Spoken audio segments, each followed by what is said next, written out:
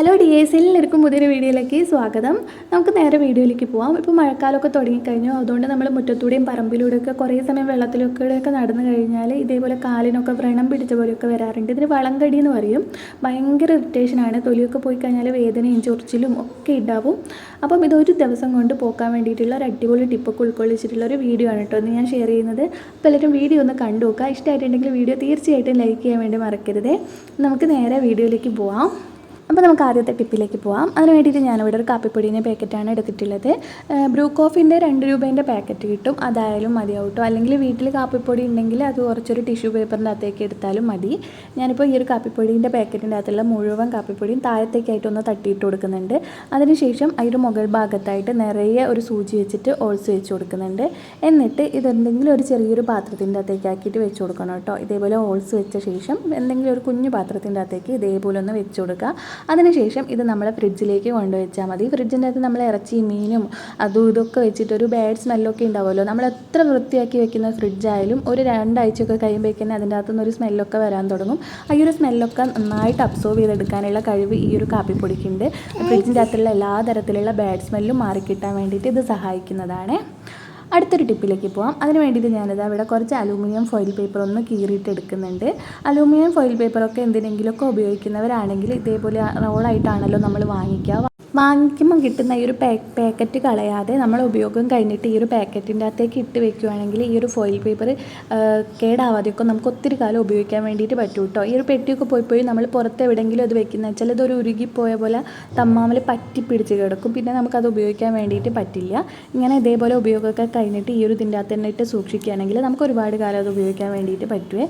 അപ്പോൾ നമ്മൾ കീറി എടുത്തിട്ടുള്ള ഈ ഒരു ഫോയിൽ പേപ്പർ ഞാൻ ഒന്ന് ചുരുട്ടി എടുക്കുന്നുണ്ട്. ഒരു 3-4 കഷ്ണങ്ങളാക്കിയിട്ട് ഒന്ന് ഇതേപോലെയൊക്കെ ചെറിയ കുഞ്ഞു ബോൾസ് ആക്കിയിട്ടൊന്ന് ഉരുട്ടി എടുക്കുന്നുണ്ട്. ഇനി ഇതെന്തിനാന്ന് വെച്ചാൽ നമ്മളെ വീട്ടിൽ പച്ചരി അതേപോലെ തന്നെ സൂചിപ്പൊടിയൊക്കെ ഒത്തിരി അളവിലൊക്കെ നമ്മൾ വാങ്ങിച്ചിട്ട് അത് സ്റ്റോർ ചെയ്ത് വെക്കുമ്പോൾ കുറേ കഴിയുമ്പോൾ അത് കട്ട പിടിച്ച് പോവുകയും അതേപോലെ തന്നെ പുഴുക്കളും കുഞ്ഞു കറുത്ത പ്രാണികളൊക്കെ വരാനുള്ള സാധ്യതയുണ്ട്.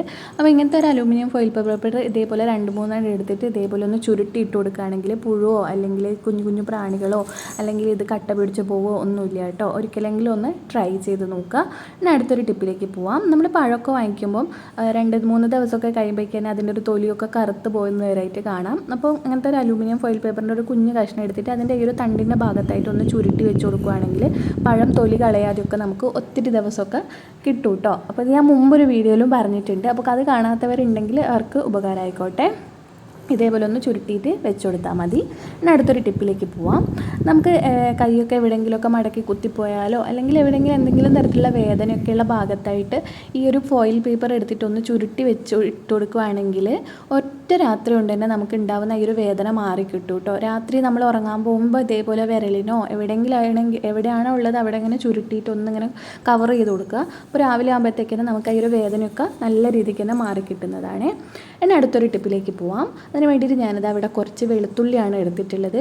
ഇനി നന്നായിട്ടൊന്നത് അരച്ചെടുക്കണം. അമ്മീമലോ അല്ലെങ്കിൽ മിക്സിയിലോ എങ്ങനെ അയച്ചാലും ഒന്ന് നന്നായിട്ടൊന്ന് അരച്ചെടുക്കുക. ഇതാണ് നമുക്ക് ഈ ഒരു കാലിനും കൈക്കൊക്കെ ഉണ്ടാകുന്ന വ്രണം അഥവാ വളങ്കടിയൊക്കെ മാറാൻ വേണ്ടിയിട്ട് സഹായിക്കുന്നത്. അതിന് വേണ്ടിയിട്ട് ആദ്യമായിട്ട് വേണ്ടത് നമുക്ക് ഈ ഒരു വെളുത്തുള്ളിയാണ്. അതൊന്ന് ചതച്ചിട്ട് നന്നായിട്ടൊന്ന് പേസ്റ്റ് പോലെ അരക്കേണ്ട, ജസ്റ്റ് ഒന്ന് ചതച്ചിട്ട് ഒന്ന് എടുക്കുക കേട്ടോ. എന്നിട്ട് അതിൻ്റെ അകത്തേക്ക് കുറച്ച് മഞ്ഞൾപ്പൊടി ചേർത്ത് കൊടുക്കണം. വീട്ടിലൊക്കെ ഉണ്ടാക്കുന്ന മഞ്ഞൾപ്പൊടി ആണെങ്കിൽ അത്രയും നല്ലത്. അല്ലെങ്കിൽ സാധാരണ മഞ്ഞൾപ്പൊടി എടുക്കുക കേട്ടോ. വീട്ടിലുണ്ടാക്കുന്നുണ്ടെങ്കിൽ അതെടുക്കുക. അതിന് പിന്നെ വേണ്ടത് ഒരു സ്പൂൺ അളവിൽ ഉപ്പാണ്. ഈ ഒരു 3 സാധനം കൂടി നന്നായിട്ടൊന്ന് മിക്സ് ചെയ്തിട്ട് നമുക്ക് എവിടെയാണോ കാലിൻ്റെ ഇടുക്ക് ഭാഗങ്ങളിലും അതേപോലെ ചിലർക്ക് കൈക്കൊക്കെ കാണാം അവിടെയൊക്കെ ഇത് നന്നായിട്ട് പേസ്റ്റ് പോലെ ആക്കിയിട്ടൊന്ന് തേച്ച് പിടിപ്പിച്ച് കൊടുക്കുക കേട്ടോ. രാത്രി ഉറങ്ങാൻ പോകുമ്പോൾ തേച്ചാൽ മതി. രാവിലെ ആകുമ്പോഴേക്കും നമുക്കുണ്ടാകുന്ന ഈ ഒരു ചൊറിച്ചിലും ഈ ഒരു തൊലി പോയതൊക്കെ നല്ല രീതിക്ക് തന്നെ ഉണങ്ങി കിട്ടിയിട്ടുണ്ടാവും. പിന്നെ 2-3 ദിവസം അടുപ്പിച്ച് തേക്കുകയാണെങ്കിൽ നന്നായിരിക്കും കേട്ടോ. എൻ്റെ വീടൊരു പൂഴിയുള്ള സ്ഥലത്താണ് കേട്ടോ. ഈ ഒരു മഴക്കാലം തുടങ്ങിയാൽ വീട്ടിലെല്ലാവർക്കും ഇത് ഉണ്ടാവാറുണ്ട്. അപ്പം ചെയ്യുന്നത് ഈ ഒരു കാര്യമാണ് കേട്ടോ. അപ്പോൾ ഒന്ന് എങ്ങനെ ഉണ്ടെങ്കിലും ഒന്ന് ഇത് ട്രൈ ചെയ്ത് നോക്കുക.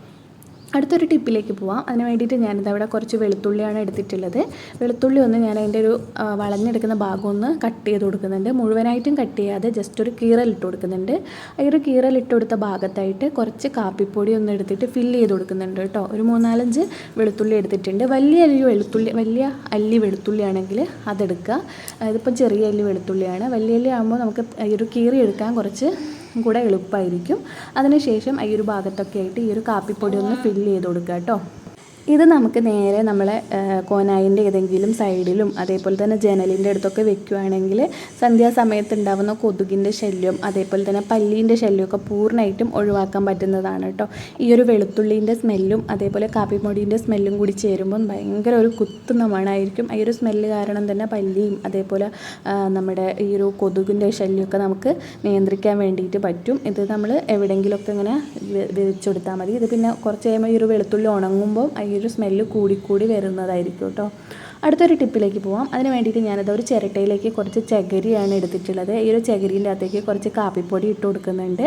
പിന്നെ വേണ്ടത് 2 കർപ്പൂരമാണ്. 2 കർപ്പൂരം പൊടിച്ചിട്ട് എടുക്കുക, അല്ലെങ്കിൽ നമ്മുടെ കൈ വെച്ചിട്ട് ജസ്റ്റ് ഒന്ന് പൊടിച്ചിട്ട് ഇതിലേക്ക് ഇട്ട് കൊടുത്താലും മതി. എന്നിട്ട് ഇതൊന്ന് പുകച്ചു കൊടുക്കുക കേട്ടോ. ഈ ഒരു സന്ധ്യാസമയത്തൊക്കെ ഇത് പുകയ്ക്കുമ്പം നമ്മളെ വീട്ടിലുണ്ടാവുന്ന കൊതുക് ശല്യം മാറും. അതേപോലെ തന്നെ ഇപ്പം മഴക്കാലം ആയതിനെക്കൊണ്ട് അകത്തൊക്കെ അയലൊക്കെ കെട്ടിയാറിടുന്നവരൊക്കെ ഉണ്ടെങ്കിൽ ഒരു ഈർപ്പം പിടിച്ചൊരു മണം ഉണ്ടാവും. റൂമിലായാലും അല്ലെങ്കിൽ അടുക്കളയിലും എവിടെയായാലും മഴ പെയ്താൽ നമ്മൾ അകത്തൊക്കെ ആയിട്ട് ഒരു ഈർപ്പം തട്ടിയിട്ടൊരു സ്മെല്ലുണ്ടാവും. പിന്നെ നനഞ്ഞ തുണിയൊക്കെ അവിടെ ഇവിടെയൊക്കെ ആറിയിട്ടിട്ടുണ്ടെങ്കിൽ അതിൻ്റെയൊക്കെ ഒരു മണമൊക്കെ കൂടി ചേർന്നിട്ടൊരു വല്ലാത്ത സ്മെല്ലുണ്ടാവും. അതൊക്കെ മാറാൻ വേണ്ടിയിട്ട് ഇതൊന്ന് ജസ്റ്റ് എല്ലാവരുടെയും അകത്തൊക്കെ ഒന്ന് പുകച്ചു കൊടുത്താൽ മതി. അപ്പോൾ ഈ ഒരു അകത്തൊക്കെ നല്ലൊരു മണമായിരിക്കും കേട്ടോ ഉണ്ടാവുക. ഭയങ്കര ഒരു സ്മെല്ലായിരിക്കും ഈ ഒരു കാപ്പിപ്പൊടിയും കർപ്പൂരമൊക്കെ കൂടി ചേരുമ്പോൾ. ഈ ഒരു ജസ്റ്റ് ഒന്ന് അതിങ്ങനെ എല്ലാവരുടെയും ഒന്ന് പുകച്ചു കൊടുക്കുമ്പോൾ. അപ്പോൾ ഞാൻ അകത്ത് ഇവിടെ ഇപ്പോൾ നമ്മൾ ക്വാർട്ടേഴ്സിൽ നിൽക്കുന്നതിനെ കൊണ്ട് തന്നെ പുറത്തൊന്നും അഴ കെട്ടിയിട്ട് ആറിടാനുള്ള സൗകര്യമൊന്നുമില്ല, അകത്ത് തന്നെ ആറിടുന്നതാണ് കേട്ടോ. അപ്പോൾ നല്ല മഴയായതിനെ കൊണ്ട് തന്നെ തുണി ഇങ്ങനെ ഉണങ്ങാതെയൊക്കെ ഇരിക്കുമ്പോൾ അകത്തൊക്കെ ഒരു മാതിരി മണമാണ്. അപ്പോൾ ഈ ഒരു മണമൊക്കെ തടയാൻ വേണ്ടിയിട്ട് ഇത് സഹായിക്കുകയും ചെയ്യും. പിന്നെ നമ്മൾ നല്ലോണം ഉണങ്ങാത്ത ഡ്രസ്സിനൊക്കെ ഒരു മണം ഉണ്ടാവുമല്ലോ, ഈ ഒരു മണമൊക്കെ മാറിക്കിട്ടാൻ വേണ്ടിയിട്ട് ഇതിങ്ങനെ പുകച്ചു കൊടുക്കുമ്പോൾ ഈ ഒരു ഡ്രസ്സിൻ്റെ മണം കൂടി അങ്ങ് മാറിക്കിട്ടും കേട്ടോ. അതേപോലെ ജസ്റ്റ് എല്ലാവരുടെയും ഒന്നിങ്ങനെ അകത്തും അടുക്കളയിലും റൂമിലും എല്ലാവരുടെയും ഒന്നിങ്ങനെ പുകച്ചു കൊടുക്കുകയാണെങ്കിൽ വീട് മൊത്തം നല്ലൊരു സ്മെല്ല് തന്നെ ഉണ്ടാവും കേട്ടോ. അതിൻ്റെ കൂട്ടത്തിൽ കുഞ്ഞു കുഞ്ഞു പ്രാണികളും അതേപോലെ കൊതുകൊക്കെ നശിച്ച് പോവുകയും ചെയ്യും. അടുത്തൊരു ടിപ്പിലേക്ക് പോവാം. ഇതേപോലെ എണ്ണയൊക്കെ തലത്തൊക്കെ തൂവിപ്പോയിട്ടുണ്ടെങ്കിൽ നമ്മൾ തുണി വെച്ചൊക്കെ തുടച്ചാലും ഈ ഒരു എണ്ണമയം അവിടെ തന്നെ ഇരിക്കും. പിന്നെ നമ്മൾ നടന്നു പോകുമ്പോൾ ഒക്കെ സ്ലിപ്പായിട്ടൊക്കെ വീണു പോകാനൊക്കെയുള്ള സാധ്യതയുണ്ട്.